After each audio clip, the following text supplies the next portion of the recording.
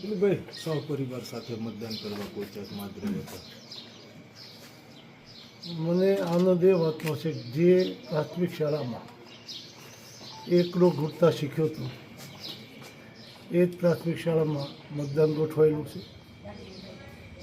હું અને મારા ધર્મપત્ની ગીતા ગઈકાલે દિલ્હી હતા.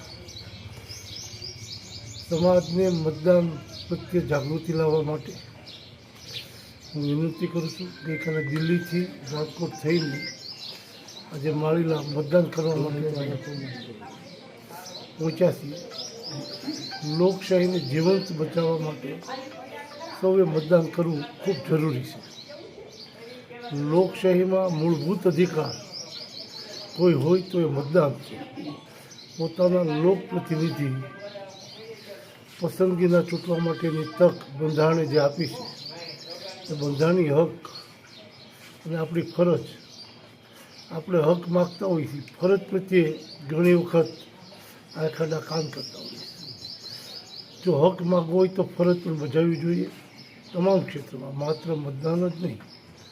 સ્વસ્થતા હોય, લોક કલ્યાણના કાર્યક્રમો હોય, લોક ભાગીદારી હોય, એવા સમયે જેની જે ક્ષમતા હોય એ પ્રમાણે આપણી ફરજ બજાવીએ તો આ રાષ્ટ્રને ઉન્નત સ્થાને આજના યુદ્ધના સમયે જ્યારે અરાજકતા, ખાવા પીવા પાણીથી દવાથી માંડીને દુનિયા ચિંતામાં છે, ત્યારે ભારત આજે સુરક્ષિત અને સમૃદ્ધિની દિશામાં જઈ રહ્યું છે. ત્યારે આપણે સૌ લોકશાહીને જીવંત બચાવવા માટે મતદાન કરીએ એવી વિનંતી.